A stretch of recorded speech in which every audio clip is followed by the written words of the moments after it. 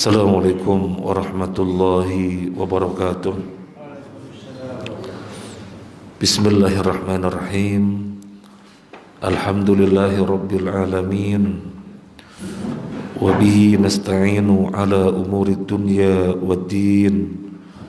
Wassalatu wassalamu ala ashrafil anbiya'i wal mursalin.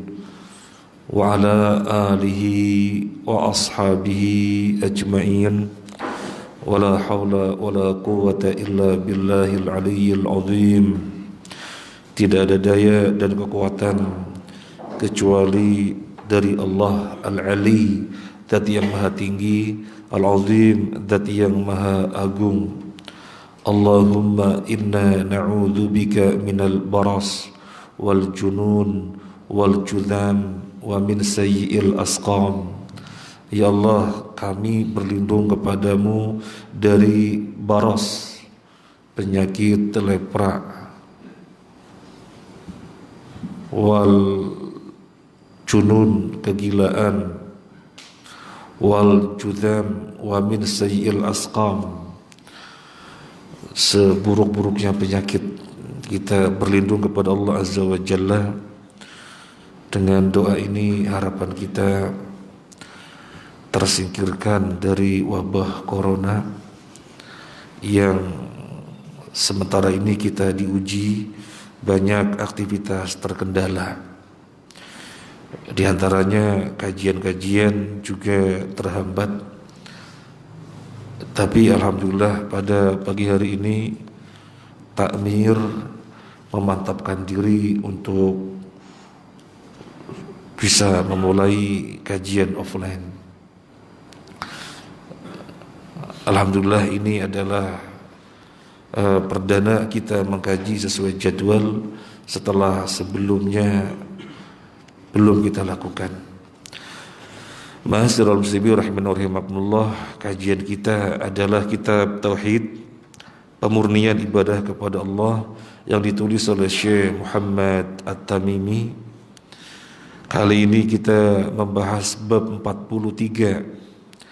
Orang yang tidak rela dengan sumpah yang menggunakan nama Allah. Babu ma jaa fi man lam yaqna' bil halaf billah. Ini judul aslinya.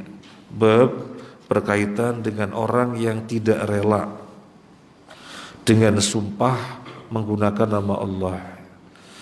Ada kitab yang bisa dibagikan sudah habis. Yang lalu ada orang mewakafkan sejumlah kitab. Kitab ini ada beberapa.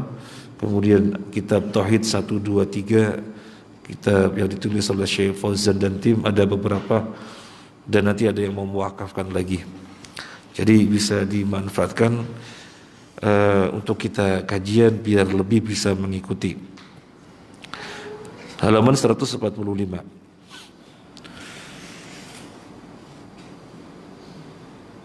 Disebutkan di dalam judulnya bab orang yang tidak rela dengan bersumpah menggunakan nama Allah. Apa kaitannya dengan tauhid? Apa kaitannya tema ini dengan tauhid? Karena ini kitab tauhid, pemurnian ibadah kepada Allah. Annal iqna' bil halaf billah min ta'zimillahi ta'ala. Lianna al-halif aqadda ma halafa alaih bit ta'zim bil yamin wa huwa ta'zimul mahluf bihi. Rela bersumpah dengan disandarkan kepada Allah berarti pengagungan Allah. Rela suatu sumpah yang disandarkan dengan Allah berarti bentuk pengagungan Allah. Karena ketika orang bersumpah wallahi, demi Allah, berarti dia menegaskan sesuatu yang dia sumpahkan, dan penegasannya disandarkan kepada Allah. Kemudian kita rela, oh iya, berarti ini bentuk pengagungan Allah.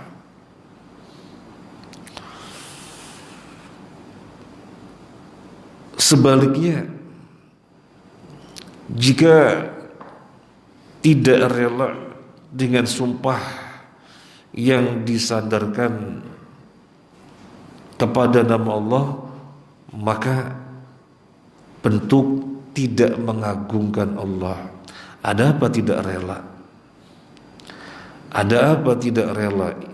Ini orang menegaskan sesuatu yang dia sumpahkan, disandarkannya kepada Allah. Kok ada orang tidak rela?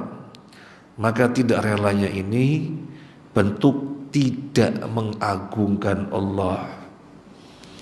Padahal kita Muslim memiliki karakter pengagungan kepada Allah. Yang tidak mengagungkan Allah adalah Yahudi, Nasrani, dan kafir-kafir lainnya. Di dalam Al-Quran Allah berfirman, wa ma qadarullaha haqqa qadri. Mereka tidak mengagungkan Allah dengan sebenar-benarnya pengagungan. Ini mereka. Adapun Muslim benar-benar mengagungkan Allah.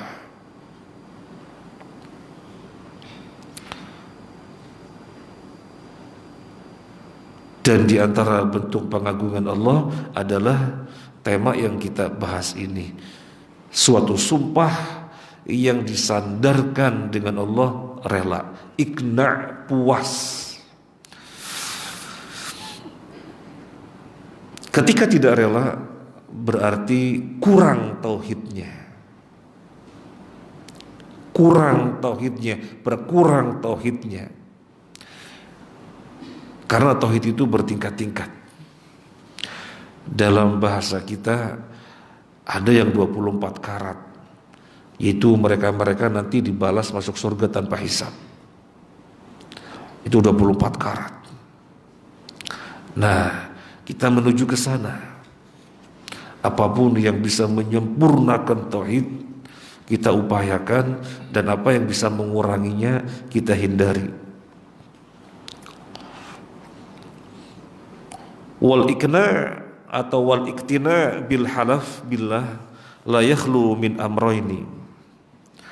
Rela terhadap sumpah yang disandarkan kepada Allah tidak lepas dari dua perkara. Al-awwalu, yang pertama, ayyakuna dzalika minan nahiyati syar'iyyah. Ats-tsani, yang kedua, ayyakuna dzalika minan nahiyah al-hissiyah. Yang pertama, dari sisi syariat. Bagaimana penjelasannya dari sisi syariat? Fa innahu yajibur ridha bil halaf billah fima idza tuwjihat al-yamin 'alal mudda'i 'alaih fa halafa fa yajibur ridha bi hadzal hukm asy-syar'i. Dari sisi syariat, sumpah yang disandarkan kepada nama Allah wajib diridhoi. Jika ada sesuatu yang perlu disumpahkan dan disumpahkannya, dan ketika bersumpah penyandarannya kepada Allah, hukumnya wajib ridho. Jadi secara syariat sendiri menyatakan hukumnya wajib. Syariat sendiri menyatakan hukumnya wajib. Kemudian yang kedua, sisi his, sisi perasaan. Fa in kana al-halif mawdi'u sidqin wa thiqatin fa innaka tarda bi yaminihi. Wa in kana ghairu dzalika falaka an tarfudha ridha bi yaminihi. Kalau sisi syariat, tadi yang pertama sisi syariat, namanya sumpah, kemudian disandarkannya dengan Allah, wajib ridho, itu sisi syariat. Nah sekarang sisi perasaan. Misalnya ada orang bersumpah, dan sumpahnya disandarkan kepada Allah, maka perasaan akan menimbang. Bagaimana perasaan menimbang? Ini orang bersumpah, dan memang orang ini adalah orang yang jujur, orang terpercaya, maka kita pun mesti terima. Ini sisi perasaan, kita pun mesti terima. Nah kalau orang yang bersumpah ini, yang sumpahnya disadarkan kepada Allah, dia bukan orang yang demikian, bukan orang yang terpercaya, dan bukan orang yang diketahui jujur, maka kita merasa berat untuk menerimanya. Pasti tidak lepas dari dua ini. Pasti tidak lepas dari dua ini. Kalau ada orang bersumpah yang sumpahnya disandarkan kepada Allah, gak lepas dari dua ini. Kalau secara syariat wajib ini ridho kita. Secara syariat yang namanya sumpah disandarkan kepada Allah, penegasan sesuatu yang disumpahkan disandarkan kepada Allah, wajib kita ridho, karena itu bentuk pengagungan Allah. Tapi kemudian ada secara perasaan, nah ini orang gimana yang bersumpah. Nah jadi ketika ada fenomena sumpah, mesti gak lepas dari dua perkara ini. Kita lihat hadis yang dinukil oleh muallif rahimahullah ta'ala, halaman 145. Diriwayatkan dari Ibnu Umar radhiyallahu an bahwa Rasulullah sallallahu alaihi wasallam bersabda, la tahlifu bi abaikum, man halafa billahi falyasduq, wa man hulifa lahu billahi falyarda, wa man lam yarda falaysa minallahi.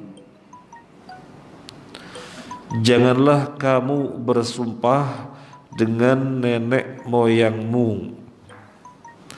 Barang siapa bersumpah dengan nama Allah, hendaklah ia berkata benar. Dan barang siapa diucapkan kepadanya sumpah dengan menyebut nama Allah, hendaklah ia ridho. Barang siapa yang tidak ridho, maka dia tidak mendapatkan apa-apa dari Allah. Ini yang tadi kita katakan secara syariat. Ridho terhadap sumpah yang disandarkan kepada Allah, hukumnya adalah wajib.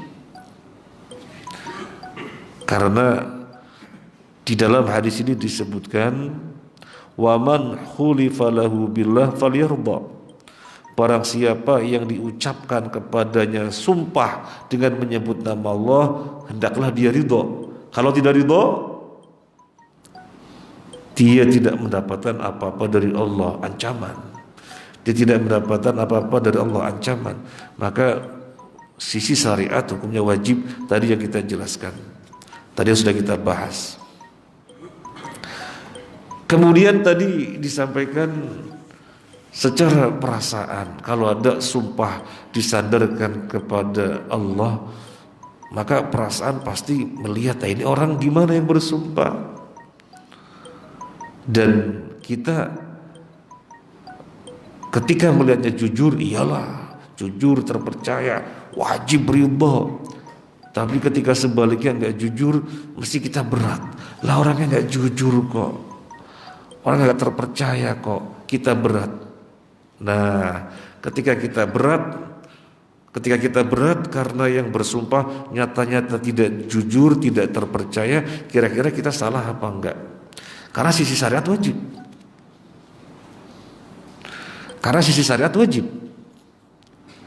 Terus kalau sisi perasaan, orang yang nggak jujur gimana ya, masa saya ridho? Kira-kira kalau kita tidak rela, kita salah apa enggak? Jawabannya tidak salah. Disebutkan di dalam hadis sabda Nabi kepada Huwaisah dan Muhayyisah, dua orang nama sahabat. Tabra'ukum Yahud bi khamsina yaminan, orang Yahudi berbarok, berlepas diri dengan sumpah sebanyak 50 kali sumpah.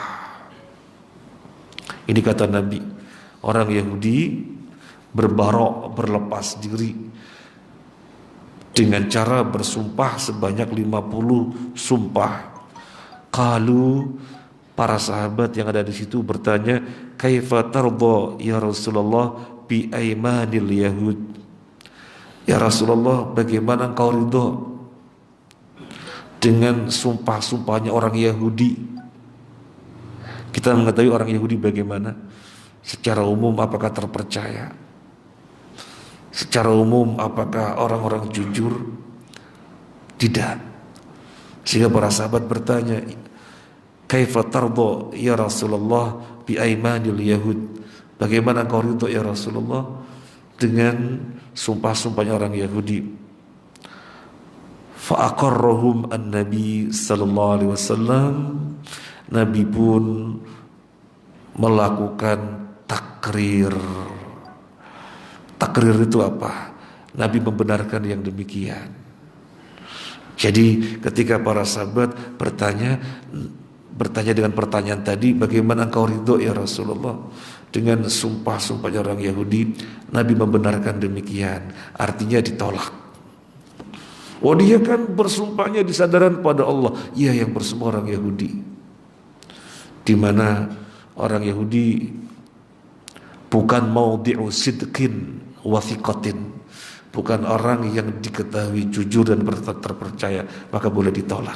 Nah, jadi sudah jelas. Sudah jelas. Memang secara syarat wajib. Iya, betul, secara syarat wajib. Kok ditolak? Yang bersumpah bukan orang terpercaya, maka ditolak.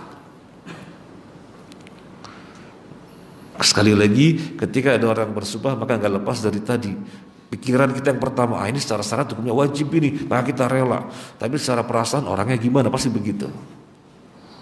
Maka ini penyelesaiannya atau solusinya ketika kita bertanya-tanya, mau rela tapi orangnya kok nggak terpercaya. Tapi kalau nggak rela, gimana nanti kita tidak menggugurkan Allah, karena ini supaya disadarkan kepada Allah. Maka ini hadisnya. Jadi ada riwayat boleh menolak sumpah dari orang yang tidak terpercaya, tidak jujur. Ma'asyiral muslimin rahimani wa rahimakumullah.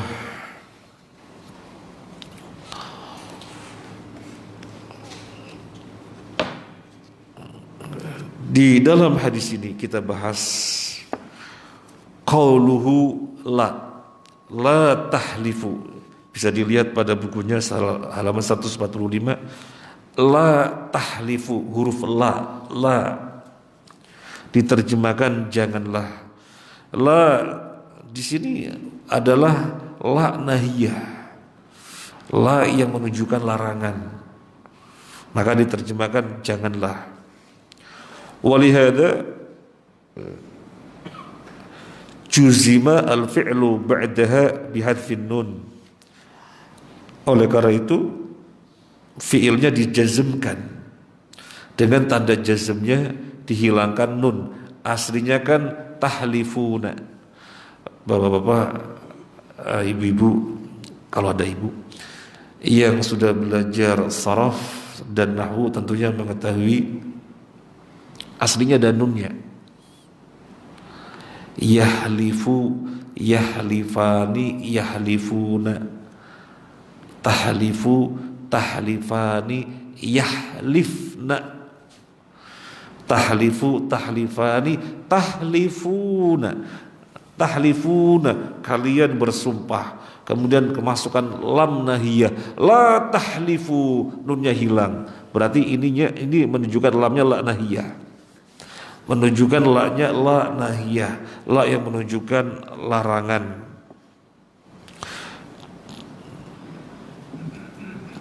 Kita mengetahui kaedahnya sesuatu yang eksplisit dengan redaksi larangan, maka gamblang, jelas maknanya ini larangan. Padahal dengan redaksi pemberitaan, ketika terkandung maknanya adalah makna larangan, maka menunjukkan dilarang, apalagi eksplisit gamblang seperti ini. La tahlifu, janganlah kalian bersumpah bi'abaikum, dengan nama nenek moyang. Yang dimaksud dengan bi'abaikum, aba ini jamak dari abun. Abun, abani, aba, maksudnya bukan ayah saja, tapi ayah dan ayah dan ayah dan ayah dan ayah dan ayah ke atas, sehingga diterjemahkan nenek moyang. Jadi tidak dipahami, oh yang nggak boleh itu kan bersumpah dengan nama ayah saja. Loh, saya kan bersumpah dengan nama kakek. Nggak bisa dipahami begitu. Karena yang dimaksud aba adalah ayah, kakek, dan seterusnya, wa in'ala, dan seterusnya ke atas. Fala yajusul halaf bihim li'annahu syirkun. Gak boleh bersumpah dengan menyandarkan sumpah kepada mereka, demi ayah, demi ibu, demi kakek, demi leluhur kita.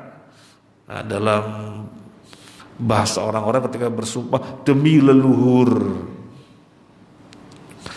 demi penjaga kampung ini, demi bau rekso hutan ini, itu semua bersumpah dengan aba, nenek moyang, yang semuanya itu hukumnya haram karena merupakan syirik. Waqad sabaqa bayanuhu, dan pembahasan ini sudah berlalu. Karena sumpah hanya kepada Allah, kepada selain Allah tidak boleh. Loh, tapi kan Allah bersumpah di dalam Al-Quran, wal asri, demi masa, wal fajri walayalin asyir, demi waktu fajar dan malam yang 10. Itu Allah. Itu Allah. Adapun kita hamba ketika bersumpah wajib menyandarkan sumpah kepada Allah. Kemudian kelanjutan hadis ini kita lihat biar lebih bisa mengikuti. Man halafa billahi falyasduq. Barang siapa yang bersumpah dengan Allah, hendaklah ia berkata benar. Kok bisa bersumpah dengan menyandarkannya kepada Allah sementara suatu kedustaan? Berani sekali. Kok berani sekali?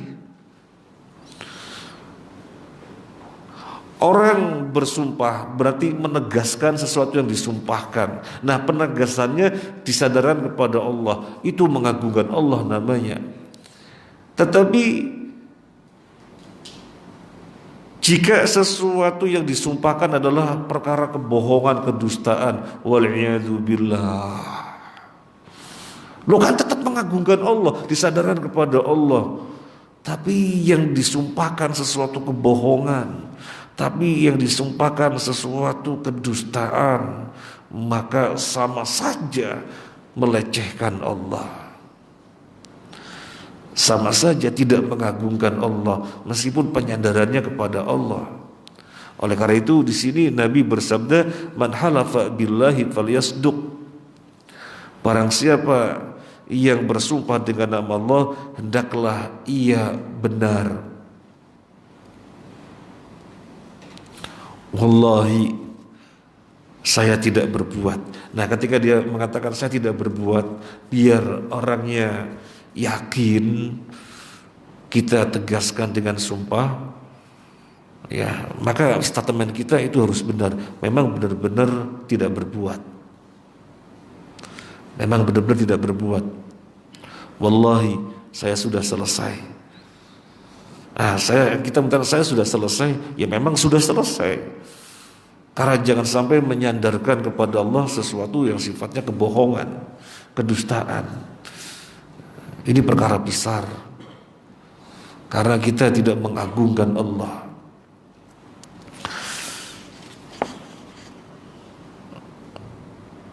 Kemudian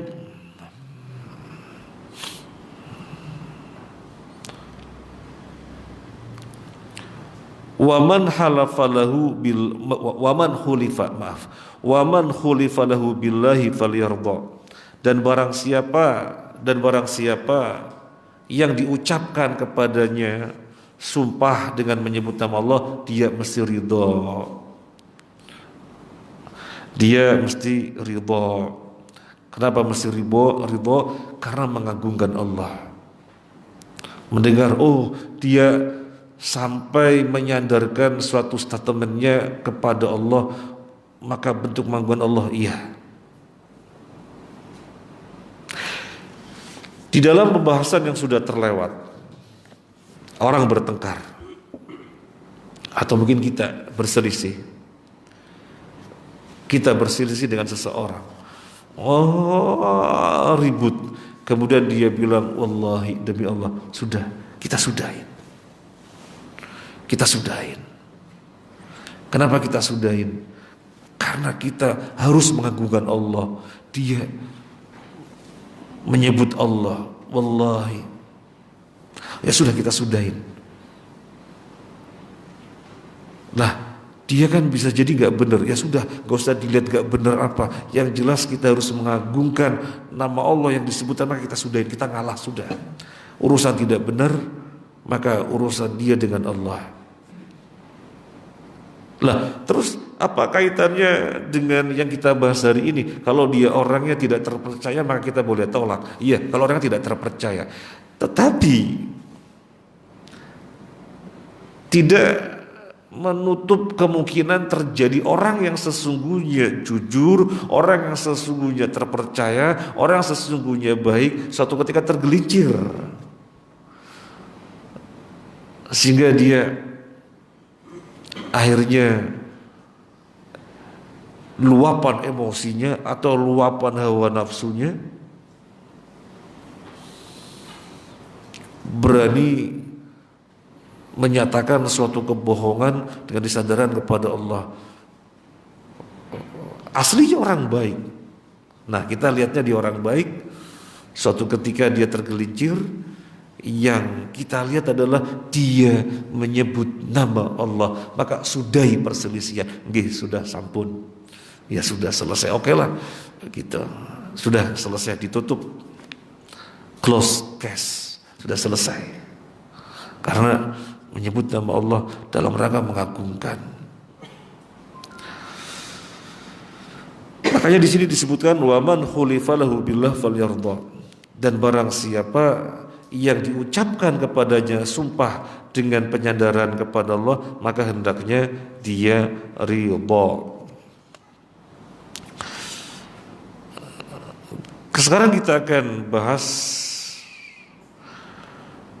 Di sini ada 2 poin yang akan kita lihat.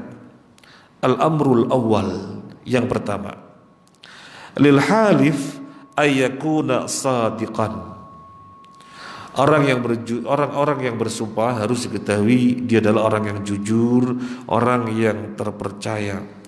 Yang namanya jujur atau kejujuran huwa al-ikhbar bima yutabiqu al-waqi. Jadi mengatakan sesuatu memang sesuai dengan kenyataannya.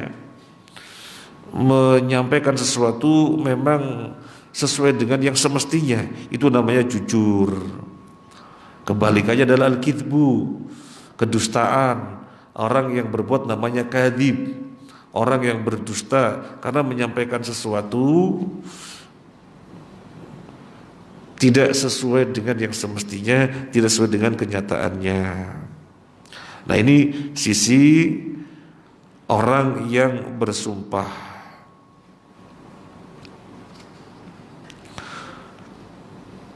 Kemudian ini lebih dalam lagi pembahasannya. Yang dimaksud sesuai dengan kenyataan ya, untuk dikatakan jujur. Yang dimaksud sesuai dengan kenyataan, apakah harus yubna alal yakin atau yubna alal dhon? Tidak mengapa yubna alal dhon, gak harus alal yakin, tapi yubna alal dhon. Yubna ala dhon. Jadi dibangun di atas dhon, persangkaan yang kuat. Itu sudah merupakan pengertian jujur. Nggak harus yubna alal yakin, dibangun atas yakin. Nah begini, kita lebarkan pembahasan biar lebih jelas. Salat sehari semalam 5 waktu, yubna alal yakin, gamblang. Hadis-hadisnya gamblang. Berarti salat sehari semalam 5 waktu itu yubna alal yakin. Beberapa perkara di dalam syariat itu yubna al-dhon. Nah, meskipun yubna al-dhon itu adalah hukum, jadi tidak harus yubna alal yakin.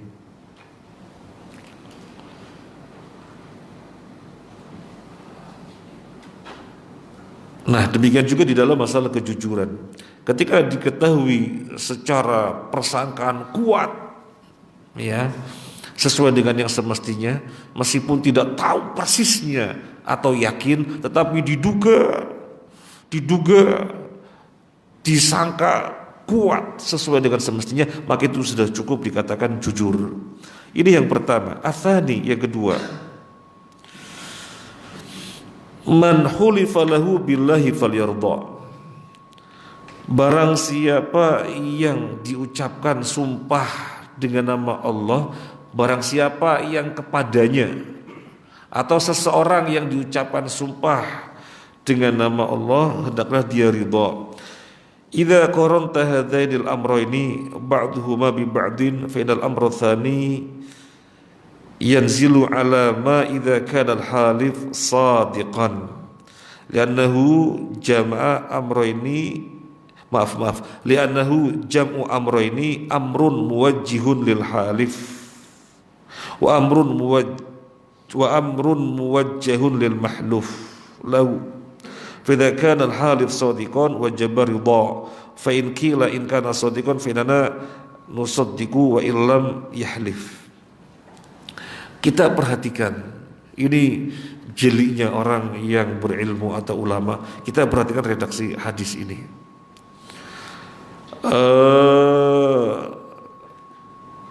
Di sini Anda mendampingkan, ini kalau dibaca maklum, kalau dibaca majhul idza kurinat hadainil amrayni, idza qaranta hadainil amrayni, kita baca maklum. Jika Anda sampingkan dua perkara ini, yang pertama, orang yang bersumpah mesti jujur. Orang yang bersumpah mesti jujur. Kan begitu tadi. Man halafa billah falyasduq. Orang yang bersumpah mesti jujur. Sekarang yang kedua. Wa man khulifa billahi falyarda. Barang siapa yang diucapkan sumpah penyadarannya Allah, maka hendaknya dia ridha. Nah, redaksi ini menunjukkan sumpah yang disandarkan kepada Allah yang kita harus ridho itu kalau si pesumpah jujur. Itu kalau si pesumpah jujur. Saya ulangi lagi. Yang pertama, Nabi mengatakan siapa yang bersumpah dan disandarkan kepada Allah, hendaknya dia jujur. Kemudian yang berikutnya, orang yang diucapkan sumpah yang disandarkan kepada Allah, hendaknya dia ridha. Maka di sini dipahami yang kita ridho jika ada sumpah disandarkan kepada Allah adalah ketentuannya kalau orang tersebut jujur. Kalau orang tersebut jujur, kalau tidak jujur boleh ditolak. Dan ini pemahaman ini dikuat dengan hadis Huwaisah dan Muhaisah tadi. Ya, demikian. Ma'asyiral muslimin rahimakumullah. Bagaimana kalau tidak bersumpah? Bagaimana kalau tidak bersumpah? Jawabannya, aslinya kita itu cukup dengan kejujuran. Orang yang ada di sekitar kita akan nyaman dengan kita. Itu aslinya. Itu aslinya. Kita itu akhirnya bersumpah karena butuh penegasan. Jadi ketika butuh penegasan, jika tidak dibutuhkan, cukuplah kita ini sebagai orang yang jujur, maka yang ada di sekitar kita akan merasa nyaman. Dia nggak bersumpah, ya meskipun tidak bersumpah kita harus percaya, harus rela dengan apa yang dia katakan. Lo kenapa jujur? Lo kan nggak sumpah. Memang aslinya itu tidak sumpah. Nah, tetapi kalau kemudian butuh penegasan, seseorang bersumpah, dan ketika bersumpah penyadarannya kepada Allah, gak boleh selain Allah, dan kita mesti rela. Nah, disinilah kaitannya dengan tauhid, dengan kesempurnaan tauhid. Masyaallah muslimin rahimakumullah. Dan bahkan sumpah itu tidak boleh terus-terusan atau dibiasakan. Sekali lagi, kalau dibutuhkan. Dan malah adab, kalau kita perlu bersumpah kita sampaikan, mohon maaf teman-teman, rupanya saya perlu bersumpah, wallahi, karena sesungguhnya tidak perlu bersumpah. Karena sesungguhnya tidak perlu bersumpah. Tetapi ketika dibutuhkan, ya bersumpah, dan penyadarannya adalah Allah. Masyaallah muslimin rahimakumullah. Kenapa aslinya tidak perlu bersumpah? Kenapa aslinya kita itu tidak perlu bersumpah? Karena sifat mendasar mukmin itu jujur. Sifat mendasar mukmin itu jujur. Di dalam Al-Quran ada dalam surat Al-Ahzab, liyajziyallahu as-sadiqina bisidqihim wa yu'adzibal munafiqin. Liyajziyallahu as-sadiqina bisidqihim wa yu'adzibal munafiqin. Agar Allah membalas, ini ayat 24, maaf. Agar Allah membalas as-sadiqin, orang-orang yang jujur dengan kejujurannya, dan agar Allah mengadab orang-orang munafik. Di dalam ayat ini Allah mempertentangkan muslim dengan munafik. Ketika dipertentangkan dengan munafik, muslimnya disebut dengan sebutan apa? Agar Allah membalas kebaikan as-sadiqin dengan kejujurannya, dan agar Allah mengadab orang munafik. Ketika muslim dipertentangkan dengan munafik, muslimnya disebutkan dengan apa? As-sadiqin. Kita memahaminya bagaimana? Dipertentangkan dengan orang munafik, kok muslimnya disebutkan dengan as-sadiqin? Di sini ada makna sebagaimana karakter mendasar orang munafik itu dusta, maka karakter mendasar muslim itu jujur. Dan Nabi pernah ditanya, disebutkan dalam riwayat Imam Malik di dalam Al-Muwatta.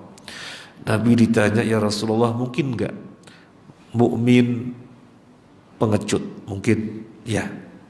Mungkin enggak mukmin bakhil? Ya. Mungkin enggak mukmin bohong? Enggak. Ini harus dipahami dengan benar. Bukan berarti Nabi membenarkan pengecut, bukan Nabi membenarkan bakhil. Pengecut dan bakhil dua-duanya sifat tercela. Tetapi ketika Nabi ditanya, mungkin enggak mukmin pengecut? Iya. Mungkin enggak mukmin bakhil? Iya. Mungkin enggak mukmin bohong, enggak. Di sini yang digarisbawahi adalah betapa jujur adalah sifat mendasar mukmin, sehingga tidak mungkin mukmin bohong. Bohong adalah karakter mendasar orang munafik. Makanya di dalam surat Al-Ahzab ayat 24, Muslim yang dipertentangkan dengan munafik, Muslimnya disebutkan dengan sebutan as-sadiqin. Ma'asyiral muslimin rahimani wa rahimakumullah. Dan jujur itu bertingkat-tingkat.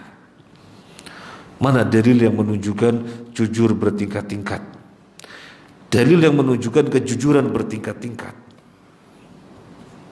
Nabi bersabda, "Inna sidqa yahdi ilal birri wa innal birra yahdi ilal jannah wa innar rajula la yasduqu wa yataharra as-sidqa hatta yuktaba indallahi siddiqa." Sesungguhnya kejujuran menghantarkan kepada kebaikan dan kebaikan menghantarkan kepada surga. Ada seseorang jujur wa yataharra as-sidqa, dan dia terus mengupayakan kejujuran hatta yuktaba indallahi siddiqa, sampai dia dicatat di sisi Allah sebagai siddiqa.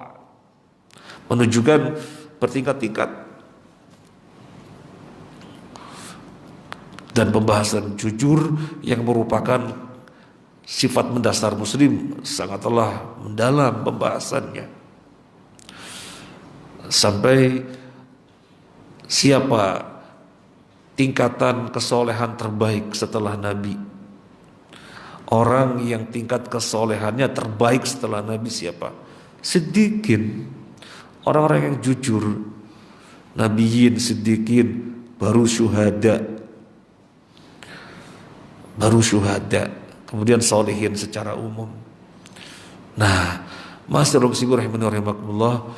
Jadi kita diingatkan melalui kajian ini tentang kejujuran kita. Kita semua harus menjadi orang-orang yang jujur, dan cukup dengan kejujuran orang-orang di sekitar kita itu nyaman. Kalau berbicara apa adanya, kalau berbuat apa adanya, jauh dari sifat kemunafikan. Zahir dan batinnya sama. Zahirnya begitu, ya itulah batinnya. Batinnya bagaimana, itulah yang ditampakkan oleh zahirnya. Ini perlu terus berlatih. Terus berlatih. Dalam satu riwayat, Nabi menyebutkan ciri orang munafik itu ada 3. Ayatul munafiki thalathun. Tanda orang munafik ada 3. Idza haddatsa kadzaba. Kalau berbicara dia bohong. Wa idza wa'ada, apabila dia berjanji, khalafa, menyelisihi. Wa idza tumina khana. Kalau dipercaya berkhianat. 3 ciri munafik dalam satu riwayat. Dalam riwayat yang lain, Nabi bersabda 4 perkara yang kalau 4 perkara ini ada pada diri seseorang, maka dia munafiqan khalison, munafik tulen, munafik sejati. Dan seseorang apabila terkena 1 dari 4 ini, maka dia bersifat dengan sifat munafik hingga dia meninggalkannya, kata Nabi sallallahu alaihi wasallam. Kalau keempat-empatnya ada pada seorang munafik tulen, yang 3 sudah disebutkan tadi, yang keempat dalam riwayat ini disebutkan wa idza khosoma fajaro. Kalau dia berselisih, dia berbuat fujur, kata Nabi. Ini tambahan satunya. Sifat munafik selain 3, maka tambahan satunya adalah kalau berselisih dia berbuat fujur. Fujur itu apa? Fujur itu maknanya 2. Fujur itu maknanya 2. Yang pertama, dia mengklaim sesuatu yang sebenarnya bukan haknya.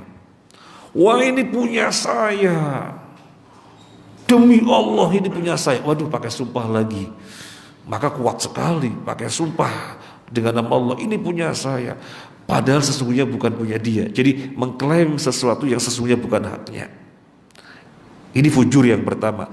Fujur yang kedua, dia sesungguhnya punya kewajiban yang merupakan hak orang lain tapi dia mengingkari. Jadi maknanya, jadi yang kedua adalah kebalikannya. Yang pertama dia mengklaim sesuatu yang sesungguhnya bukan haknya. Wah, ini punya saya, padahal sesungguhnya bukan. Ini hak saya, padahal sesungguhnya bukan. Itu fujur. Yang kedua, sebenarnya dia punya kewajiban yang merupakan hak orang lain tapi dia mengingkari. Nah, itu munafik. Kalau berselisih nggak lepas dari fujur modelnya 2 ini. Ima ngaku-ngaku ngeklaim padahal bukan haknya, atau sesungguhnya dia punya kewajiban untuk menunaikan hak orang lain tapi dia mengingkari. Nah, ini tulen. Kalau ada pada seseorang 4 perkara ini pasti munafik tulen. Kata Syekh Utsaimin rahimahullah ta'ala, karena yang namanya muslim tidak mungkin ada 4 perkara pada dirinya. Gak mungkin, kata Syekh Utsaimin. Kalau kena 1 dari 4 perkara ini, iya. Kalau kena sebagian dari 4 perkara ini, iya. Tapi kalau keempat-empatnya muslim tidak mungkin. Gak mungkin, kata Syekh Utsaimin. Dia muslim. Dari 4 perkara ini mungkin dia kalau berbicara bohong, ya 1 saja. Dari 4 dia 1 saja. Dia muslim. Kalau berbicara jujur, berjanji menepati. Tapi ada satu hal, dia kalau dipercaya khianat, ya 1 saja. Gak mungkin muslim itu pada dirinya 4 itu tidak mungkin. Kalau 4-4-nya pada seorang, kata Nabi, munafiqan khalisan. Masyaallah muslimin rahimakumullah. Jadi kembali kepada apa yang kita sampaikan, bagaimana kalau dia tidak bersumpah? Memang aslinya tidak bersumpah. Tetapi jika bersumpah harus benar. Yang pertama, selain harus benar, penyadarannya harus kepada Allah. Kemudian orang yang dihadapkan sumpah ini dia harus ridho. Ini bentuk-bentuk mengagungkan Allah Azza wa Jalla. Ma'asyiral muslimin rahimani wa rahimakumullah. Kalau kemudian dijumpai muslim tetapi tertempel dari 1 di antara 4 sifat munafik ini, dia harus berusaha keras untuk terbebas sehingga benar-benar gak ada sifat nifak.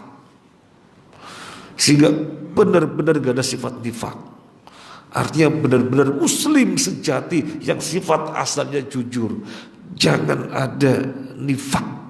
Harus diupayakan dengan upaya yang keras. Kalau kita masih beda zahir dan batinnya, di depannya alah ABS saja asal Bapak senang, di balik itu enggak lah, jadi menyelisih. Itu cuma zahir dan batinnya berbeda. Dan di dalam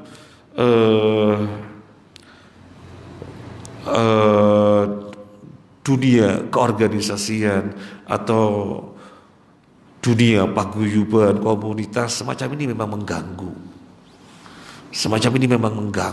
Sudah sepakat di dalam satu forum misalnya, karena yang namanya forum, apapun yang merupakan perbedaan sampaikan seluruhnya. Setelah forum selesai gak ada rapat, setelah rapat istilahnya kan begitu. Disampaikan seluruhnya, nggak ada berarti semuanya sudah gak ada masalah, ini kita tetapkan mengikat semuanya. Zahirnya mestinya batinnya juga demikian. Tapi kalau kemudian ada rapat sendiri setelah rapat yang berbeda, itu sifat nifak. Ini diantara contoh kasus kecil betapa kadang terjadi pada kita sifat nifak. Kita bebaskan sifat nifak, benar-benar berkarakter dengan sifat muslim, yaitu jujur dan menjadikan semua yang ada di sana itu nyaman. Saya mau beli ke dia diketahui jujur, gak pakai kita nawar-nawar. Udah dia berjualan, kemudian ketika menjual dengan harga yang wajar, kemudian gak perlu kita menuntut sumpah dong, gak perlu. Pokoknya kita orang jujur kok. Dan gak perlu dia si penjual mengatakan perlu sumpah, gak perlu. Orang semuanya nyaman dengan dirinya. Jujur itu membuat nyaman sekali. Membuat nyaman sekali. Kenapa kemudian terjadi pilkada atau apa istilahnya pemilihan kepala daerah harus dengan janji gini? Ini fenomena sesungguhnya hilangnya kejujuran, sehingga mesti ada janji. Itu fenomena hilangnya kejujuran, di mana orang tidak pada percaya, sehingga mesti dengan janji. Kalau misalnya kejujuran mengkristal di tengah-tengah kehidupan kaum muslimin, satu dengan yang lainnya percaya, gak perlu ada janji semacam itu, gak perlu sumpah itu kalau dibutuhkan saja.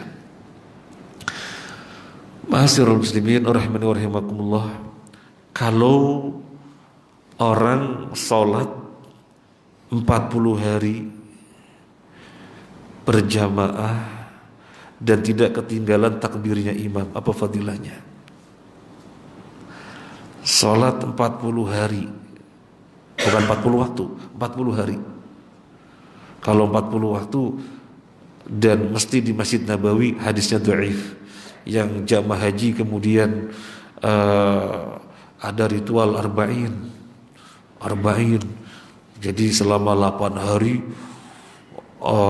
gak boleh ketinggalan dari takbirnya imam, dan itu hanya di Masjid Nabawi, itu dhaif.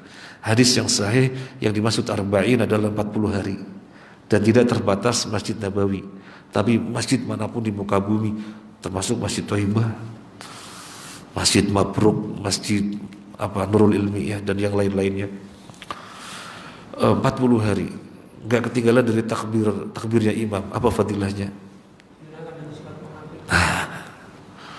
Terhindarkan dari neraka dan terbebaskan dari sifat munafik. Maka itu diantara upaya agar kita terbebaskan dari sifat munafik. Artinya ini perlu mendapatkan perhatian sampai syariat itu memberikan stimulus atau dijadikan sebagai suatu stimulus. Kalau kamu sholat 40 hari berjamaah tidak tertinggal dari takbirnya imam, kamu terbebas dari sifat munafik. Dijadikan sebagai sesuatu hadiah, disayembarakan. Artinya ini perlu diperjuangkan. Kita berupaya keras agar terbebas dari sifat munafik. Dimanapun, di dalam kita kehidupan bertetangga, di kantor, dimanapun, hilangkan sifat nifak. Ini saja, semoga bermanfaat.